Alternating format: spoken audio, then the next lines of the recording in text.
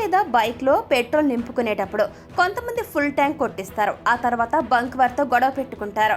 ఇలా ఎందుకు జరుగుతుంది, గొడవకు కారణం ఏంటి అనేది ఇప్పుడు మనం తెలుసుకుందాం. వెహికల్స్లో పెట్రోల్ లేదా డీజిల్ ఫుల్ ట్యాంక్ కొట్టించడం ప్రమాదకరమని మనందరికీ తెలుసు.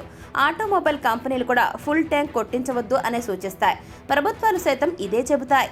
మరికొంతమంది మాత్రం ఫుల్ ట్యాంక్ కొట్టించుకుని తర్వాత బంక్ వారితో గొడవకు దిగుతున్నారు.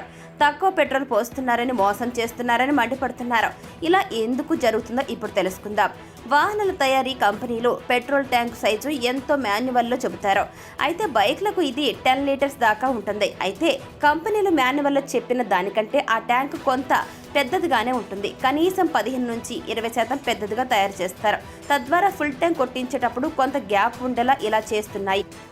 అయితే ఇది తెలియని వినియోగదారులు మాన్యువల్లో చెప్పిన విధంగా 10 లీటర్లు పోయించుకుని ట్యాంక్ ఫుల్ అవ్వకపోవడంతో పెట్రోల్ తక్కువ పోస్తున్నారని బంక్ వద్ద గొడవకు దిగుతున్నారు. పెట్రోల్, డీజిల్ వంటి ఇంధనాలు అధిక ఉష్ణోగ్రతలో వ్యాపిస్తాయి. అందువల్ల సమ్మర్లో ట్యాంక్ లోపల వాటి స్థాయి పెరుగుతుంది. ఈ కారణంగా అవి వ్యాప్తి చెందడానికి కొంత స్థలం అవసరం.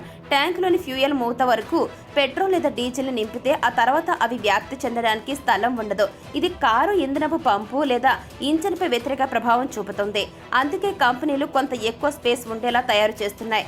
ట్యాంక్ పూర్తిగా నిండితే ఫ్యూయల్ లీకేజ్ అయ్యే ప్రమాదం కూడా ఉంటుంది. అప్పుడు వాహనం నుంచి మంటలు చెలరేగే ప్రమాదం ఉంది. అలాగే ఇంధనం నుంచి వచ్చే ఆవిరి ట్యాంక్ లోపల సర్దుబాటు చేయడానికి ఖాళీ స్థలం అవసరం. గతేడాది మార్చి నెలలో వినియోగదారుల వ్యవహారాలు, ఆహారం ట్యాంకును మూత వరకు నింపవద్దని డ్రైవర్లకు విజ్ఞప్తి చేస్తూ నోటిఫికేషన్ను జారీ చేసింది. అలా నింపడం ప్రమాదకరమని హెచ్చరిక కూడా చేసింది. దీంతో పాటు ఆటోమొబైల్ కంపెనీలు తమ వినియోగదారులకు దీని గురించి సరైన అవగాహన కల్పించాలని మంత్రిత్వ శాఖ విజ్ఞప్తి చేసింది.